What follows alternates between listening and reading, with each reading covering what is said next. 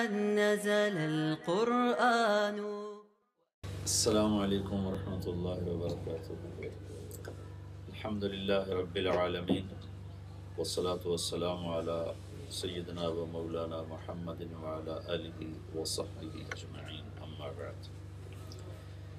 اللہ تعالیٰ کی رحمتوں کا مہینہ شروع ہے، اس میں اللہ تعالیٰ کا ایک بہت بڑا امر، ایک حکم ہماری طرف متوجہ ہے، وہ روزہ ہے۔ من شہد منکم الشہر فلیصم، اور یا ایھا الذین آمنوا کتب علیکم الصیام کما کتب علی الذین من قبلکم لعلکم تتقون۔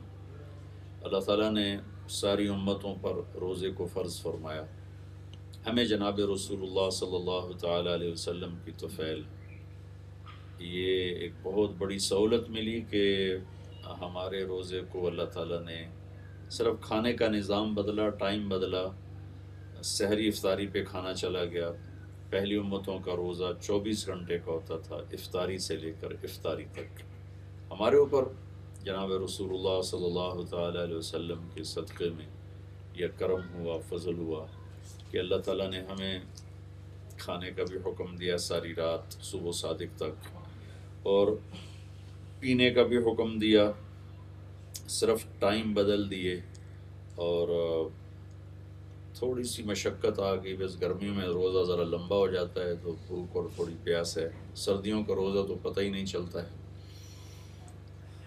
دوسری چیز، اللہ تبارک و تعالیٰ نے ہم پر فضل فرمایا، کرم فرمایا، احسان فرمایا، اس میں اللہ نے ہمیں رات کی نماز عطا فرمائی، تراویح کی، جو پہلی امتوں پر نہیں تھی۔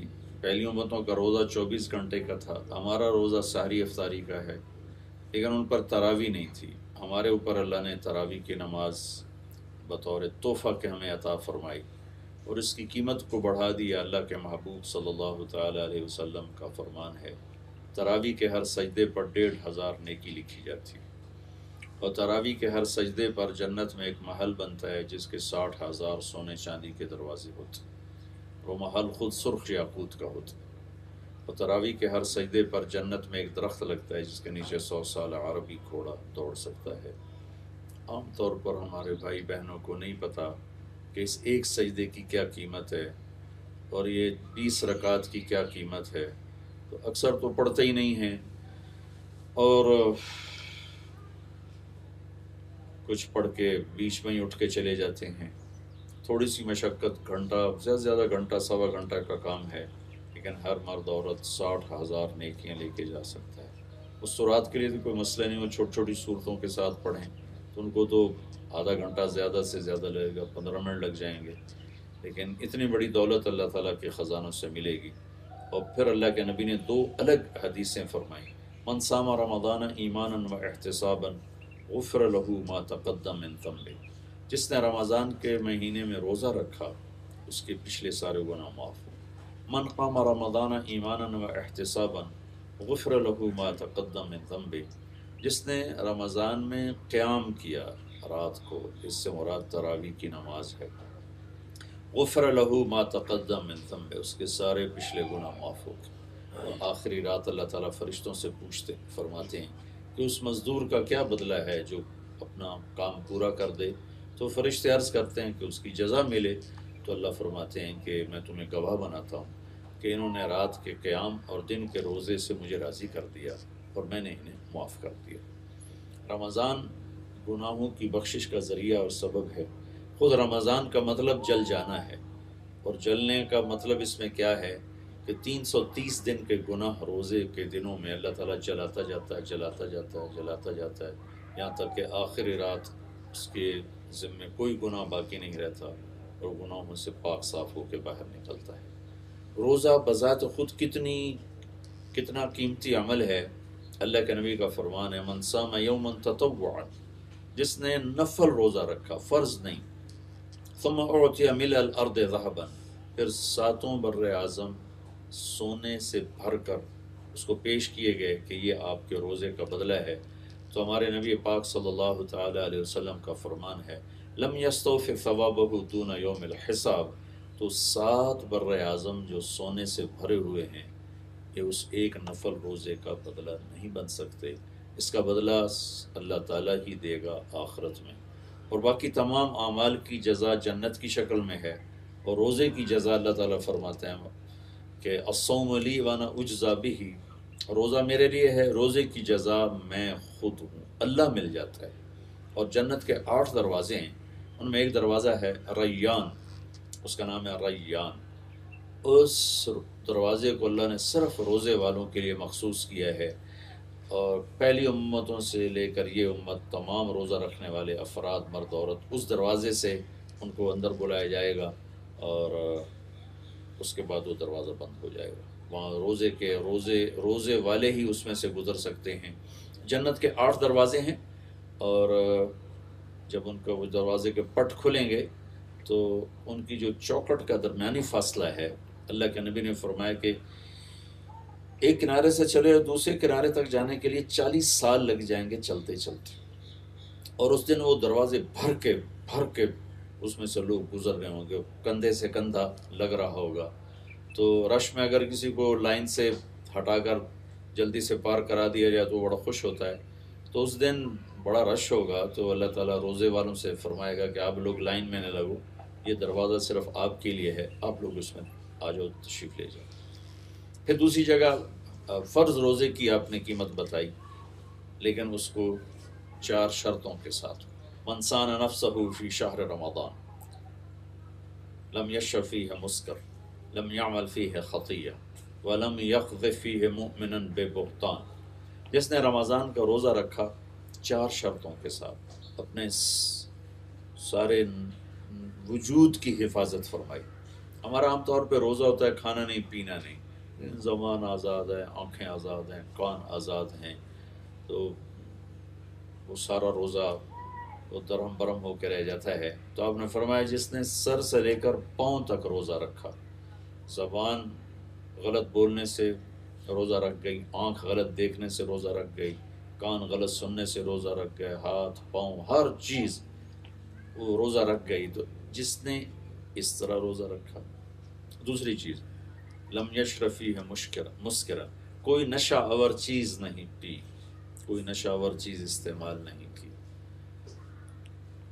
یعنی کوئی حرام لقمہ پیٹ میں نہیں اس کے گیا. رمضان کے روزے رکھے رزق حلال پر، کوئی حرام اندر نہیں گیا. تیسرا لم یعمل فیہ خطیئۃ، اپنے آپ کو کبیرہ گناہوں سے بچایا، اپنے آپ کو بڑے گناہوں سے بچایا اور اپنے حفاظت کی. کوئی ہو گیا تو فوراً توبہ کی. اور ایک کبیرہ گناہ کا خاص طور پہ ذکر فرمایا، وَلَمْ يَقْذِ فِيهِ مُؤْمِنًا بِبُهْتَانٍ، اور کسی پر بہتان نہ لگایا، کسی مرد عورت پہ بہتان نہ لگایا. اس کے ساتھ ایک حدیث یاد آ گئی، میرے نبی کا فرمان ہے، کسی نیک پاک دامن عورت پر کوئی فحاشی کی تہمت لگا دے اور پھر اس کے بعد توبہ نہ کرے، 100 سال مصلی بچھا کے بیٹھ کے بندگی کرتا رہے اور مصلی پر بیٹھے بیٹھے مر گیا تو بھی جہنم میں جائے گا. بہتان اتنی بڑی لعنت ہے، اور خاص طور پر نیک پاک دامن عورت پہ بہتان باندھنا یہ ہمارے معاشرے میں عام ہے، عام ہے، عام ہے. ابھی چند دن پہلے ایک باپ میرے پاس روتا ہوا آیا کہ میری نیک بیٹی پر بہتان لگا کے طلاق دلواتے، آپ سفارش کرتے. وہ اس کا خیال تھا کہ شاید میں ان گھر والوں کو جانتا ہوں. میں نے کہا میرے دوست اگر میں جانتا ہوتا تو میں ان کو جا کے پاؤں پکڑ لیتا، پر میں جانتا نہیں. یہ میرے معاشرے کا ظلم ہے کہ یہاں چھوٹی چھوٹی باتوں پہ وہ ظلم ہو رہا ہے. لوگ سمجھتے ہیں قتل چوری ڈاکہ ہی ظلم ہے، لیکن جو گھروں میں بچیوں پہ ظلم ہو رہا ہے، جو سسرال میں بہوؤں پہ ظلم ہو رہا ہے، یا کہیں کہیں آنے والی اپنے خامند کے ساتھ مل کر جو خامند کے ماں باپ پہ ظلم ہو رہا ہے، زمین آسمان اس سے کام پھٹتے ہیں. یہ چند دن پہلے کی بات ہے، اس کا باپ رو رو کے بے حال تھا.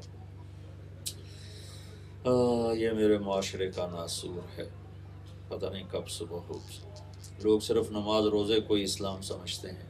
اسلامی اخلاق، اسلامی معاشرہ جس میں درگزر، جس میں چھپانا، صرف بدگمانی پر پورا کیس تیار کر کے الزام لگا کر گھر توڑوا دیے، خاندانوں میں آگ لگا دی. یہ چند دن پہلے کی بات ہے تو میرے زخم تازہ ہو گئے، میں دوسری طرف چلا گیا۔ بہرحال یہ بھی ہمارے معاشرے کی ضرورت ہے، کسی بھی برائی کو ثابت کرنے کے لیے گواہ چاہیے۔ یہاں تو خالی بدگمانی ہوتی ہے اور الزام پورے ثابت ہو جاتے ہیں۔ تو فرمایا کہ جو رمضان کا روزہ رکھے اور اس میں اپنے نفس کی حفاظت کرے، اس میں کوئی حرام چیز نہ کھائے، اس میں کوئی بڑا گناہ نہ کرے، کسی پہ بہتان نہ باندھے، تو زوجہ اللہ کل لیلۃ مئۃ حورا، اللہ تعالیٰ اس سے اس ایک روزے کے بدلے میں جنت کی 100 لڑکیوں سے اس کا نکاح کرے گا۔ وہ بنا لہو قصر، اور اس کے لیے جنت میں ایک محل بنائے گا جس کی ایک اینٹ موتی کی، ایک یاقوت کی، ایک زمرد کی، اور وہ محل اتنا بڑا ہوگا لو ان الدنیا کلھا وضعت فیہ لکانت کمربۃ عنز من الدنیا۔ تو وہ یہ ایک روزے پر اتنا بڑا گھر اللہ بنائے گا کہ اگر یہ ساری زمین 7 بر اعظم اس محل میں رکھے جائیں تو یوں کھڑے نظر آئیں گے جیسے زمین پر ایک بکری کھڑی ہوئی نظر آتی ہے۔ یہ فرض روزے کے بارے میں اللہ تعالیٰ کے نبی نے فرمایا، اور یہ طبرانی کی روایت ہے۔ اور پھر اللہ کی طرف سے بخشش اور معافی اور اللہ کی رضا، یہ اس سے جنت سے بھی اعلیٰ درجے کی چیز ہے کہ اللہ کا مل جانا تو جنت سے بھی اعلیٰ درجے کی چیز ہے۔ تو اللہ کا ایک بڑا فریضہ ہماری طرف متوجہ ہے، اس کے رات کی تراویح کو لازم پکڑا جائے، روزے کو لازم پکڑا جائے۔ جو بہن بھائی سستی کر چکے ہیں تو وہ آج سے رکھنا شروع کر دیں، کوئی نہیں رکھ سکتے، بیمار ہیں، کوئی بات نہیں، اللہ نے خود رخصت دی ہے کہ فمن کان منکم مریضا علی سفر فعدۃ من ایام اخر، مریض ہو یا سفر میں ہو تو بعد میں رکھ لینا، لیکن چھوڑنا نہیں، بعد میں رکھ لینا، چھوڑنا نہیں، سردیوں میں رکھ لینا۔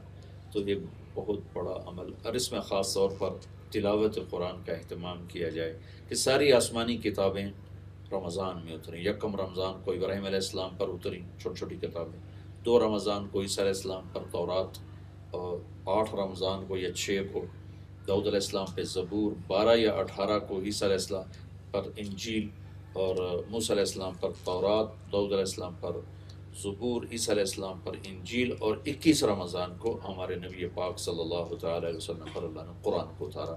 تو اس میں اللہ کے نبی کی تلاوت بھی بڑھ جاتی تھی، بلکہ جبریل آتے تھے آپ کے ساتھ دور فرماتے تھے، تو اس میں قرآن کی تلاوت کو بڑھایا جائے۔ اللہ تعالیٰ ہمیں عمل کی توفیق بخشے۔